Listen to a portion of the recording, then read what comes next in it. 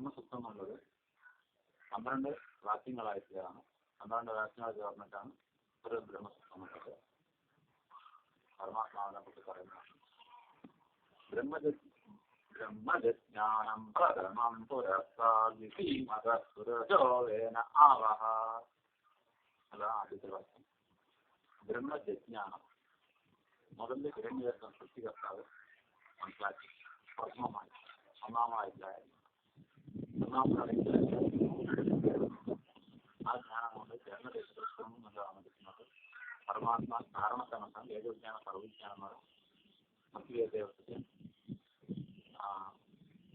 അശുഭം സമ്മതം അത് കഴിയപ്പെടും സമ്മതമാവും വിജ്ഞാതാവും അതാണ് എൻ്റെ പ്രത്യേകത. അപ്പൊ ആറ് ഹിരണ്യഗർഭനുണ്ട്, അതുപോലെ മൃത്യുദേവനുണ്ട്, അതുപോലെ ആദിവാസികൾ ആൾക്കുണ്ട്. അപ്പോ അവര് സംബന്ധം കർമ്മ ചെയ്യുന്നുണ്ടെങ്കിൽ ആ കർമ്മ സംബന്ധമില്ല അവർക്ക്. അതുകൊണ്ട് അവർക്ക് നിശ്ചയിച്ചാളാണ്. ഇപ്പൊ ഏർക്കനൊക്കെ പലരും നിശ്ചയിച്ചാളായിട്ടുണ്ട്. നമ്മൾ ഗോത്രത്തും സൂത്രത്തും പർവ്വത്തും നമ്മളെ മനുഷ്യരായിട്ടുള്ളവർക്ക് മനുഷ്യാധികാരത്വാന്നുള്ളത് മനുഷ്യ അധികാരം ശബ്ദാലയ പ്രമുഖാധികം എന്ന് പറഞ്ഞിട്ടുണ്ട്. ദേവതകൾക്ക് അധികാരങ്ങൾ ദേവതാധികാരം എന്ന് പറയും. അപ്പോ അധികാരം എന്തുകൊണ്ട് നിത്യനായിട്ടുള്ള ജീവാത്മ നിത്യനായതുകൊണ്ട് ജീവാത്മ നിത്യാത്മാവ് മാറുന്നതുകൊണ്ടാണ് അവിടെ. അപ്പോ ബ്രഹ്മജിജ്ഞാനം പ്രഥമം പുരസ്കാരം. ബ്രഹ്മാന്നുള്ളത് ഒരു ഹിരണ്യഗർഭൻ മനസ്സിലാക്കിയിട്ട് പരമാത്മാവിനെ മനസ്സിലാക്കിയിട്ട് ആദിവാഹിക കല്ലിംഗാകുന്നതുകൊണ്ട് അവ അധികാരിയായതുകൊണ്ട് ആ അധികാരകാലം മുഴുവൻ ഭഗവാന്റെ ഇംഗിതത്തിനനുസരിച്ചിട്ട് വൃത്തിയായി കാര്യങ്ങൾ ചെയ്തുകൊണ്ടിരിക്കുക. അപ്പോ ബ്രഹ്മജ്ഞാനം പ്രഥമം പുരസ്കാർ വിഷീമതസ് അതിനാണ് പ്രഥമം കിട്ടുന്നത്. അഹം ദിവസാൻ മനവേപ്രാഹം വിഷാവേദ്ര ഏവം പരമ്പരാഭക്തം രാജശ്രോഭിക്കുന്നു ഗീതയിൽ പറയണം. അതുപോലെ ഒരു സിദ്ധാന്തത്തില് പറയുന്നുണ്ട് ഉപദേശം എങ്ങനെയാണെന്നുള്ളത്. സൂര്യനിൽ മനുഷ്യരൂപം ധരിച്ചു ഉപദേശിക്കുന്നു. ദിവസമാണ് എങ്ങനെയാണ് ഉദ്ദേശിക്കുന്നത് വെച്ചാൽ മനുഷ്യരൂപം ധരിച്ചത്. അതിന് താങ്കളുടെ ശ്രുതികളിലും കണ്ണിനുള്ളിലുള്ള പുരുഷൻ എന്ന് പറയുന്നുണ്ട്. പുരുഷത്വം എന്നുള്ളത് എങ്ങനെയാണ്? ഉപദേശാത്മം തന്നെയാണ്.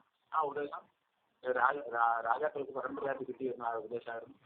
ഇപ്പോൾ അതായി ആ ഉപദേശം ഉപദേശത്തിൽ നമ്മൾ വാങ്ങിക്കൊണ്ടിരിക്കുന്നു. അങ്ങനെ നമ്മളെ ആത്മജ്ഞാനത്തിനെ മനസ്സിലാക്കുന്നത്. പ്രഥമജ്ഞാനം മുതലുണ്ടായത്. പ്രഥമജ്ഞാനത്തിലെ ആത്മജ്ഞാനം ഒന്നാമതായ സത്യജ്ഞാനം. പ്രഥമജ്ഞാനം പ്രഥമം പുരസ്കാരം. ബ്രഹ്മജ്ഞാനത്തിന്റെ മുതലുള്ളത്. ബ്രഹ്മജ്ഞാനം പ്രഥമം പുരസ്കാരം മുന്നോടികളായ ജ്ഞാനം. അപ്പൊ നമുക്കുള്ള മുന്നോടികളായ ജ്ഞാനം അവിദ്യാത്മകമായ ജ്ഞാനമാണ്. പരാവിജ്ഞാനത്തിൽ ബന്ധുകൊണ്ട് ജീവന ഐശ്വര്യം ഉണ്ടെങ്കിലും കൂടെ ആ ജീവൈശ്വര്യം എന്നുള്ളതെന്നാണ് പരാവിദ്യാസം. വരച്ച് പരമാത്മ അഭിമുഖം ചെയ്യുന്നതുകൊണ്ടാണ് ബന്ധത്തിനല്ലേ വിപരീതമാണ് ബന്ധുജ്ഞാനാണ്. അപ്പൊ നമ്മ ബന്ധത്തിലാണല്ലേ പ്രകൃതിഷ്ഠിതമായിട്ടായത് ആത്മജ്ഞാനം. അപ്പൊ ബ്രഹ്മജ്ഞാനം പുരസ്കാർ മുന്നോടിയുള്ള ജ്ഞാനം വിഷീമത രണ്ടായിട്ടുള്ളതാണ്. അത് അവിദ്യാത്മകമായ ജ്ഞാനം. വിഷീമത ജീവനുള്ള അതിരുകളുള്ള ആദ്യങ്ങളുള്ളതാണ്. ആണ് വൃത്തിമത സുരക്ഷ. രണ്ടാമത് നല്ല ജ്ഞാനമാണ് ദ്വിതീയ ജ്ഞാനമാണ് വേദജ്ഞാനമാണ് വ്യവദേശ ജ്ഞാനമാണ്. നമുക്ക് വേറെ വേറെ തോന്നായ ജ്ഞാനമാണ്. ഏകമില്ലെന്നുണ്ട് ജ്ഞാനമാണ്. അത് രണ്ട് സുരജോ വേനാവ സുരജ നല്ല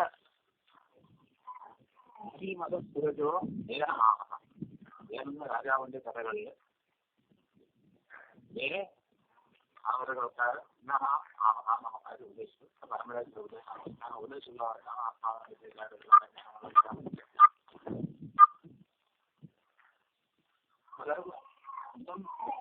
അവിദ്യാനുതായ പൂർണ്ണമായ ജ്ഞാനമാണ്.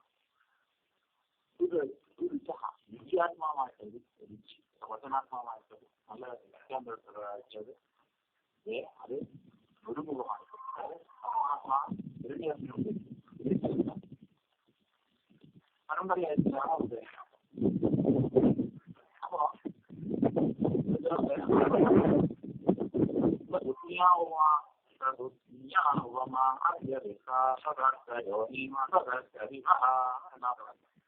ഇപ്പൊ ബുദ്ധിയ ബോധമുണ്ട്. ബുദ്ധിയ ഇങ്ങനെ ബോധം പറയുന്നത് ബുദ്ധി ജ്ഞാനം ചെന്നപ്പാന്തരം സുഖം ബോധം ഉപയോഗിക്കുന്നുണ്ട്. ബുദ്ധി എന്നുള്ളത് ഉപലബ്ധിയുണ്ട്. ബുദ്ധി ജ്ഞാനം എന്ന് പറയുന്ന അസ്ഥാന്തരമില്ല, അന്തരം എന്ന് പറയുന്നില്ല, ക്ഷേത്രമാണെന്ന് പറയുന്നില്ല. അതായത് പരക്കം ഇടുപ്പിനും മധ്യദേശത്തിലുള്ളത് കൊണ്ട് നമ്മളിൽ നിന്നത് മാറുന്നില്ല.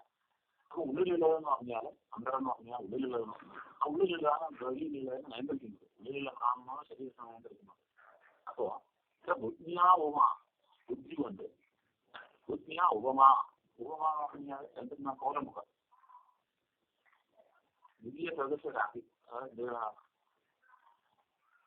സാദൃശ്യം. സാദൃശ്യാണ് എന്താണ് പരമാത്മ ആകാശം പോലെ എന്ന് പറയുന്നത്. ആകാശം എന്ന് പറഞ്ഞു കഴിഞ്ഞാൽ എന്താണ് നിരവയമായ ഒരു പ്രകാശം. അത് സമവായ സംബന്ധത്തിനായ ജലം പോലെ വെള്ളം പോലെ കാണുന്നതാണ്. അപ്പോൾ അത് ദൃശ്യകരണത്തിൽ ഉപലക്ഷിതമായ ആകാശം. ബുദ്ധിയ ഉപമ. അപ്പൊ ആകാശം പോലെ ഉപമ പറയാൻ പറ്റും. ബുദ്ധിയ ഉണരുന്നു. എന്താണ് പരമാത്മ നിത്യ ചെയ്തില്ല, നിരന്തരാണ്, അനാദ്യ അനന്താണ് എന്നുള്ളത്. അതാണ് കാണുന്ന ഉണരുന്നതോ ആദ്യന്തരഹിതമായിട്ടുള്ളതും. അതായത് ആദ്യത്തെ കാലം ജീവിതമുണ്ട്, ആണത്തിന്റെ കാലം ജീവിതമുണ്ട്, ഒരു കാലത്തെ കാലം ജീവിതമുണ്ട് അറിയുന്നതാണ്. ബുദ്ധിയ ഉപമ അറിയ. അപ്പൊ ഉപമാവുന്നില്ലാണ് ലോകത്തിലൊരു ദൃഷ്ടാന്തമുണ്ടായിട്ട് അവിദ്യാത്മകമായിട്ടായ നശിക്കുന്നതായ ഒരു കാലത്തിലാണ് കാണുന്നത്. ആ ബ്രഹ്മത്തിനോ പരമ്പരയായിട്ട് കിട്ടുന്നതായ ഗുരുകുലത്തിനോ, അതായത് ഗുരുകുല വിദ്യാഭ്യാസത്തിൽ കിട്ടുന്നതായ ജ്ഞാനോ നിത്യമായിട്ടില്ല.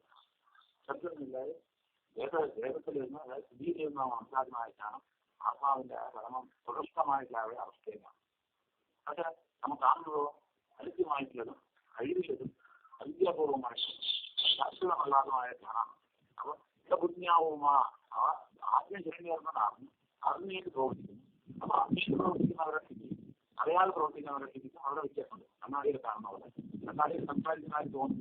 കണ്ണാടിയിൽ ഇന്നും സംസാരിക്കാൻ ആൾക്കാർ ചേതനത്വമില്ല. അപ്പൊ ജലപ്രകൃതിയാണോ കാണുന്നത്, അപ്പൊ ചേതന പ്രകൃതിയാണെന്ന ശാസ്ത്രജ്ഞ അനുഭവിക്കുന്നത്. അപ്പൊ അനുഭവത്തിനെ യഥാർത്ഥവൽക്കരിക്കണമെന്നുണ്ടെങ്കിൽ ഉപദേശ ലോകം ബ്രാഹ്മണ നിർവേദമായ ബ്രഹ്മനിഷ്ഠൻ പറഞ്ഞ പോലെ ബ്രഹ്മനിഷ്ഠനായ ഒരു ഗുരുവിന്റെ അടുത്ത് നിന്ന് ആ ബ്രഹ്മവിദ്യാധാരം മാത്രമേ ലോകത്തെ പരീക്ഷിച്ച് ബഹുപുണ്യം ചെയ്തതെന്നുള്ളതാണ് ഈ ഗുരു ഉപദേശം കിട്ടുന്നതും. ഈ ഗുരു ഉപദേശം മൂലമായിട്ട് പ്രപഞ്ചത്തിന്റെ ശരിയായ ഉദ്ധാരണം ചെയ്യാൻ കഴിയുന്നവരുമായിട്ടുള്ളത്. അപ്പൊ ആത്മാനുഭവം എന്ന് പറഞ്ഞു കഴിഞ്ഞാൽ അത് ഗുരു ഉപദേശം മാത്രമാണ്. ഗുരു